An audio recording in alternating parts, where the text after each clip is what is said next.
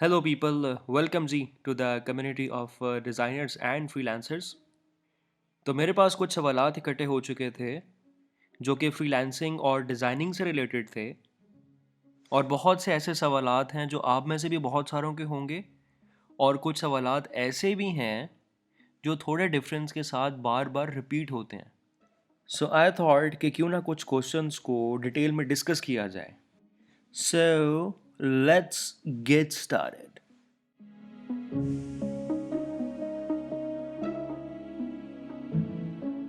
पहला क्वेश्चन हमारे पास है जी अली हैदर की तरफ से और वो कहते हैं कि I want to start working online, what you suggest, Fiverr और what, I am ready to work full time.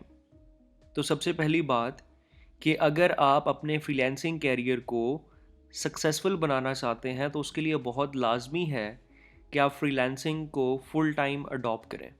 And that's very good to know कि you are ready to work full time. और second चीज़ ये कि online काम करने के लिए किसी प्लेटफॉर्म के कोई प्रेफरेंसेस नहीं हैं। ये सारी गेम है स्किल्स की। अगर आपके स्किल्स इस लेवल पे हैं कि आप एक वैल्यू ऐड कर सकते हैं किसी भी क्लाइंट के लिए और आप ये जानते हैं कि मैंने अपने स्किल को सेल कैसे करना है, सो इट डजेंट मैटर कि आप किस प्लेटफॉर्म पे काम कर रहे हैं।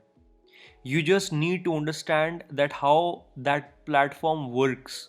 अगर आप फाइवर के सिस्टम को अंडरस्टैंड करते हैं और आपके पास एक अच्छा स्किल है और आप ये जानते हैं कि मैंने अपने स्किल को सेल कैसे करना है, so you can be a successful freelancer on on Fiverr.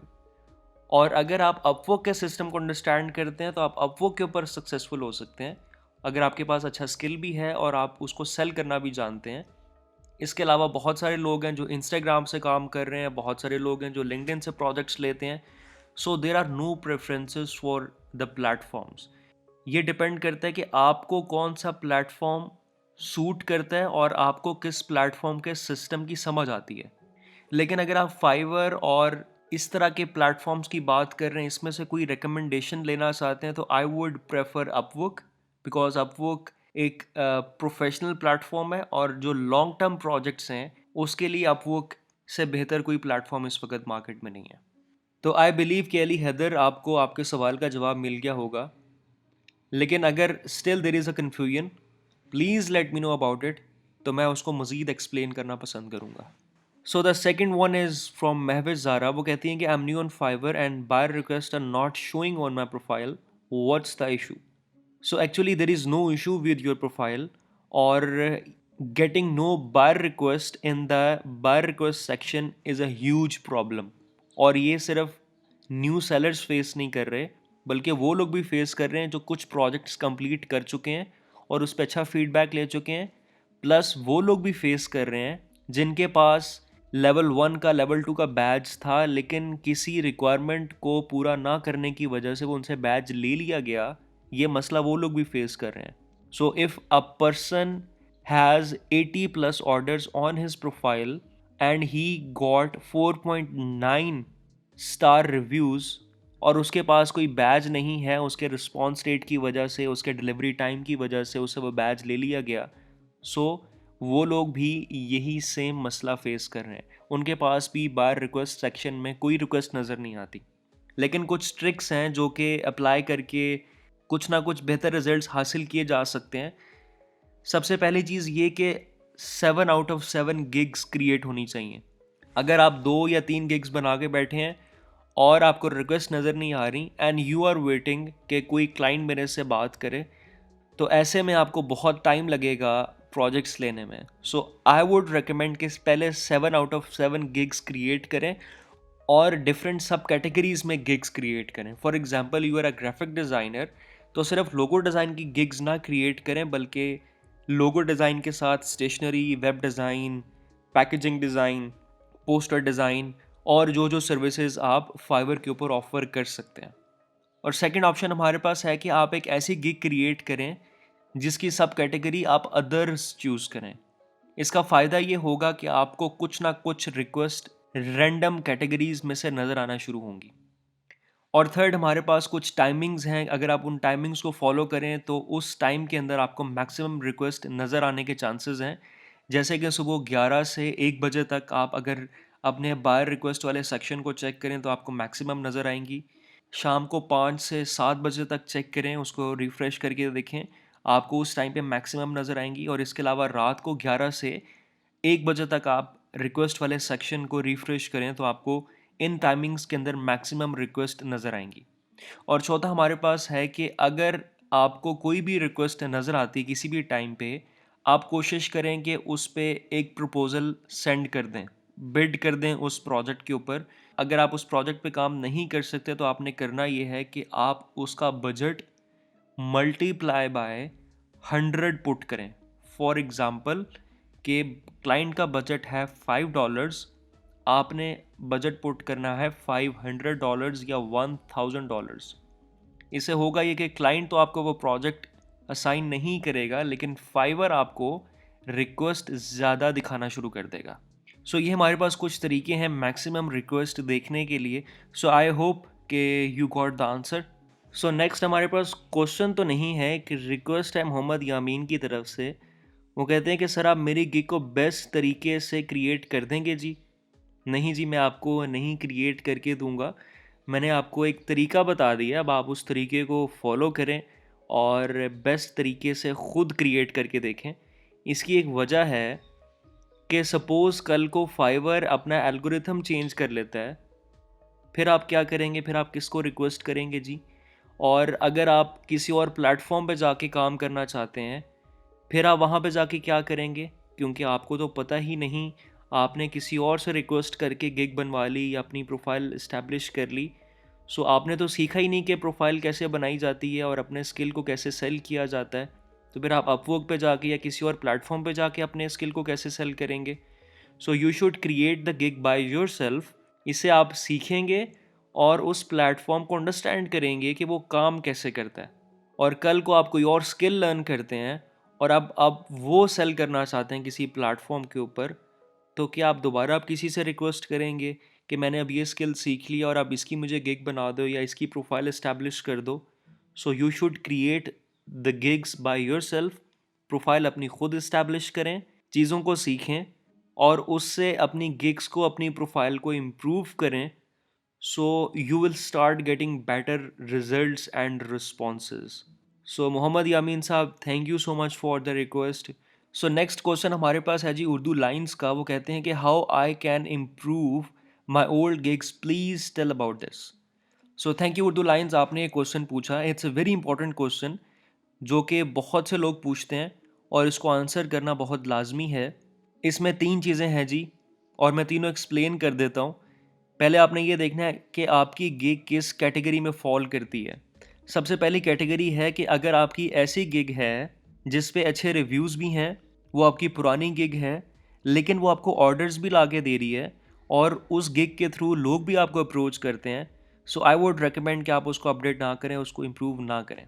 Second category हमारे पास है कि हमारे पास ऐसी ओल्ड गिग है कि जिस पे कोई रिव्यू भी नहीं है, उस पे ज़ीरो रिव्यूज़ हैं और वो हमें क्लाइंट्स भी नहीं ला के दे रही और फाइवर उसको रैंक भी नहीं कर रहा। So this is the right time कि उस गिग को डिलीट किया जाए और उसकी जगह न्यू गिग क्रिएट की जाए।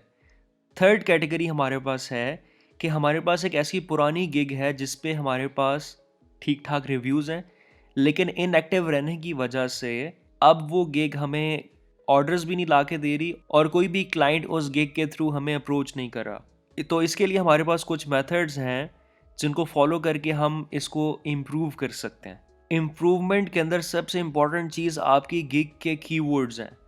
वो कीवर्ड्स जो आपने गिग टैग्स में यूज़ किए हुए हैं, वो कीवर्ड्स जो आपने टाइटल में यूज़ किए हुए हैं और इवन के डिस्क्रिप्शन में कुछ कीवर्ड्स हैं जो हेल्प करते हैं उस गिग की रैंकिंग के अंदर।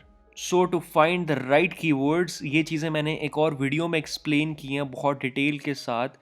सो आई रेकमेंड कि आप उस वीडियो को देखें और अपने कीवर्ड्स को फाइंड आउट करें। लेकिन वहाँ पे मैंने एक यूआरएल का कॉन्सेप्ट एक्सप्लेन किया है। तो आपकी जो ऑलरेडी गिग क्रिएट हो चुकी है, आप उसका यूआरएल तो चेंज नहीं कर सकते, लेकिन आप जो भी कीवर्ड्स फाइंड आउट करेंगे, आप उसको टाइटल में यूज़ करें, आप उसको डिस्क्रिप्शन में रिपीट करें और आप उसको गिग टैग्स में रिपीट करें।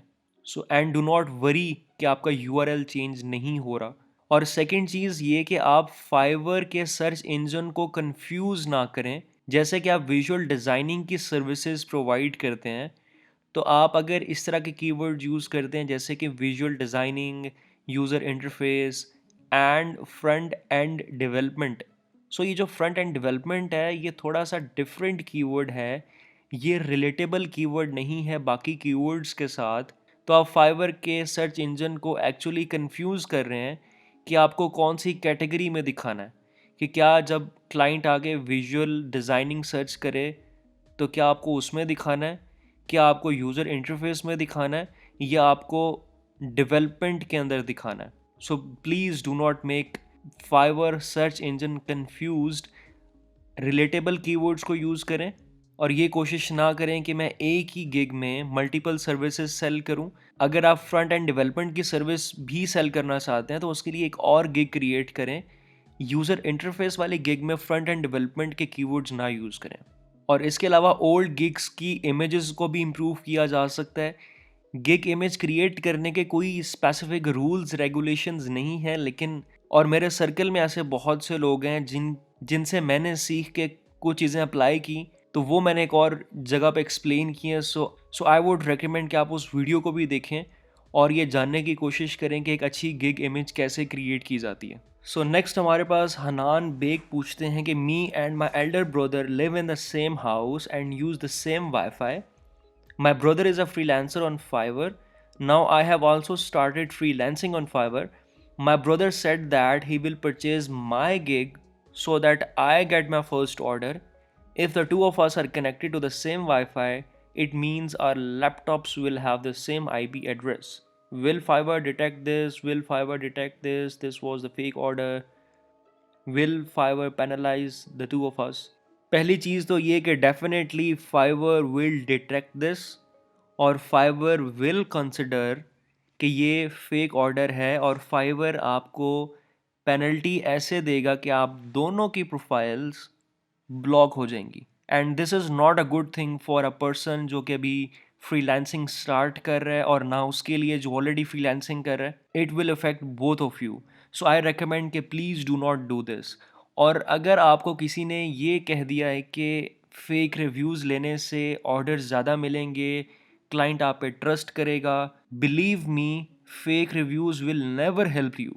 And this is not the science of professional freelancers, और कहीं से भी नहीं लगता कि you want to adopt freelancing as your permanent career. So please do not do this. Please get yourself out of this. Fiverr के system को understand करने की कोशिश करें कि फाइवर गिग्स को रैंक कैसे करता है। बायर्स रिक्वेस्ट को मैंने एक्सप्लेन किया है, उन ट्रिक्स को यूज़ करें। रिक्वेस्ट आपके पास कुछ नज़र आएंगी, प्रपोजल राइटिंग को सीखें कि अच्छा प्रपोजल कैसे राइट किया जाता है। तो ऐसा हो ही नहीं सकता कि कोई बंदा आपको अप्रोच ना करे।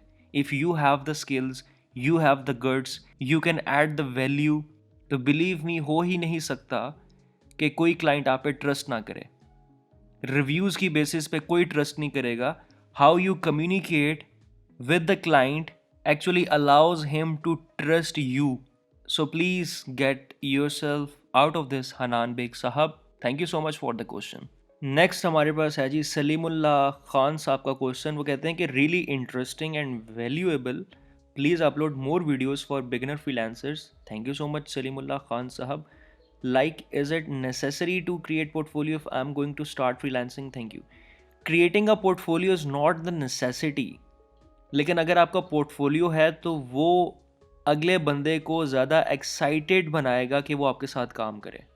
इसको हम कुछ इस तरह से अंडरस्टैंड करते हैं। अगर आप क्रिकेट के शौकीन हैं या आप कोई स्पोर्ट्स देखते हैं, तो अगर आपकी फेवरेट टीम में कोई नया प्लेयर ऐड होता है, जैसे कि आजकल पीएसएल हो रहा है, तो पीएसएल में कुछ इमर्जिंग प्लेयर्स, कुछ नए प्लेयर्स खेल रहे हैं, तो आप ये कैसे अंदाज़ा लगाते हैं कि ये प्लेयर इस टूर्नामेंट में कैसा परफॉर्म करेगा? डेफिनेटली आप उसके प्रीवियस रिकॉर्ड से, उसके प्रीवियस स्टैट से ये अंदाज़ा लगाते हैं कि ये वाला जो प्लेयर है इसकी परफॉर्मेंस डोमेस्टिक में और डिफरेंट लीग्स के अंदर बड़ी ज़बरदस्त रही और इसने बड़ी प्रेशर सिचुएशंस के अंदर से टीम को निकाला। सो इट मीन्स कि ये प्लेयर इस टीम के लिए कारामद साबित हो सकता है। बट डेफिनेटली वो जो नया प्लेयर है वो एक बड़े टूर्नामेंट में खेल रहा है, और नए लोगों के साथ खेल रहा है, ज़्यादा चैलेंजिंग टास्क हैं, वो मज़ीद सीखेगा और उसके स्किल्स टेस्ट होंगे इन सिचुएशंस के अंदर। तो हम ये तो नहीं कह सकते कि वो प्लेयर उन सिचुएशन के अंदर बेस्ट है, लेकिन हम एक अंदाज़ा लगा सकते हैं उसकी प्रीवियस स्टैट्स की बेस पे कि ये प्लेयर एक अच्छी परफॉर्मेंस दे सकता है। सो अगर आपका पोर्टफोलियो है तो क्लाइंट आपके पोर्टफोलियो से ये अंदाज़ा लगा सकता है कि इसका प्रीवियस वर्क ऐसा है। तो वो जो आपके साथ काम करेगा, तो वो जो टास्क आपको देगा वो आपसे आपके प्रीवियस प्रोजेक्ट्स की बेस पे कुछ एक्सपेक्टेशंस करेगा। Definitely it's a new task, previous projects थोड़े डिफरेंट थे, उनका सिनेरियो डिफरेंट, उनकी रिक्वायरमेंट्स डिफरेंट थी, ये टास्क थोड़ा सा डिफरेंट है। लेकिन yes, portfolio can play a very important part in winning the project plus in making your client trust you. So जो प्रपोजल आपने सेंड किया, जो कम्युनिकेशन आपने की, वो सिंगल इंटरेक्शन थी उस क्लाइंट के साथ। अब आप जो काम करेंगे वो उस क्लाइंट का कॉन्फिडेंस मज़ीद एनहांस कर देगा। सो आई होप कि समीउल्लाह आपका जो सवाल है उसका जवाब आपको मिल गया।